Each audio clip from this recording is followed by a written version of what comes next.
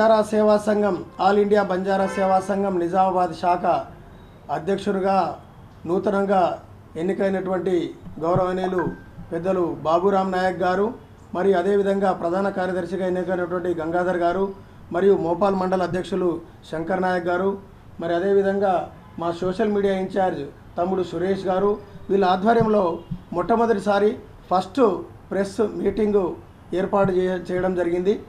నా పేరు చంద్రు నాయక్. నేను గతంలో బంజారా సేవా సంఘం అధ్యక్షుడిని.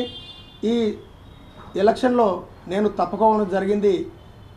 ఈ మా నిజామాబాద్ జిల్లాలో గత 1995 నుంచి ఆనవాయితీగా వస్తున్నటువంటి ఎలక్షన్లు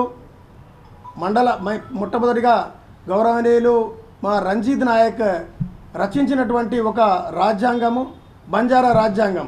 బంజారా ఆల్ ఇండియా బంజారా సేవా సంఘంకి ఒక రాజ్యాంగం లెక్క తయారు చేసినటువంటి వ్యక్తి స్వర్గీయస్తులైనారు. వారు చేసినటువంటి దాని ప్రకారమే మేము గత 1995 నుంచి మొట్టమొదటిగా తాండా కమిటీలు ఏర్పాటు చేయడం, ఆ తాండా కమిటీల ద్వారా మండల కమిటీలను ఎన్నుకోవడం, ఆ మండల కమిటీల ద్వారా మళ్ళీ జిల్లా కమిటీని ఎన్నుకోవడం, ఇది ఆనవాయితీగా ఉమ్మడి జిల్లాలో వస్తున్నటువంటి విషయం. అదే రకంగా ఈ సంవత్సరం కూడా అదే పద్ధతిలో మనం నిర్వహించుకోవడం జరిగింది. గత డిసెంబర్ 2024లో నా పదవి అయిపోయిన తర్వాత కొన్ని గ్రూప్ కారణాల వల్ల ఈ ఎలక్షన్లు కొంచెం లేట్గా అయినా చాలా సంతోషం.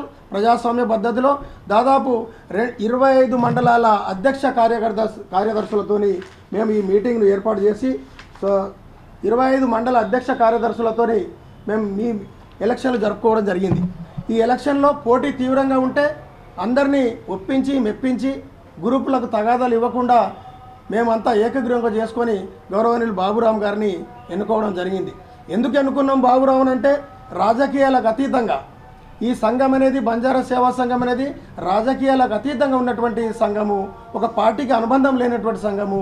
మేమంటే పార్టీలకు అనుబంధం ఉన్నాం కాబట్టి దీంట్లో కొంచెం గ్రూప్ చేసుకోవడానికి ఆస్కారం ఉందనే ఉద్దేశంతో ఒక రిటైర్డ్ ఎంప్లాయీ, ఆయనకు అనుభవం ఉన్నటువంటి వ్యక్తి, మన పట్టణంలో ఉంటున్నటువంటి వ్యక్తి, సంఘాల మీద పట్టు ఉన్నటువంటి వ్యక్తి, ఆయనను వివాద రహితుడు అనే ఉద్దేశంతో ఆయనను ఏకగ్రీవంగా ఎన్నుకోవడం జరిగింది. దయచేసి నిజామాబాద్ జిల్లాలో మాకు సహకరించినటువంటి మా సంఘ ప్రతినిధులు, మేము 5 సంవత్సరాలు పనిచేయడం జరిగింది. ఈ గ్రూప్ రాజకీయాల్లో కూడా మమ్మల్ని సహకరించి మమ్మల్ని ఈ 5 సంవత్సరాల కాలం వెళ్ళదీసుకునే విధంగా సహకరించినటువంటి బంజారా నాయకులకు, నాయక కార్యభారులకు, మండల కమిటీలకు ప్రత్యేక ధన్యవాదాలు.